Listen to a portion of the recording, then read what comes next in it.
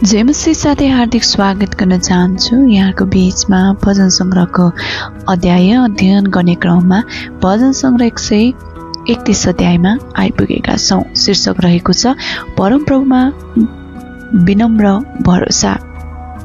हे परमप्रभु, मेरो हृदय अहंकारी छैनन्, मेरो आँखा घमण्डी छैनन्। आफूले लोभ्याउने कुराहरू अनि उदेकका थोकहरूमा म आफैलाई अल्झाउँदिन, तर मैले मेरो प्राणलाई स्थिर र शान्त तुल्याएको छु। आमासँग शान्त भएको बालक चाहिँ, आमाको दूध छोडेको बालक चाहिँ मेरो प्राण शान्त छ।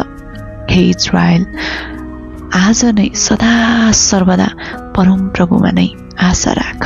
हालेलुया। परमप्रभु परमेश्वरले यहाँहरू सम्पूर्णलाई प्रशस्त मात्रामा आशिष दिनुभएको होस्। जय मसीह।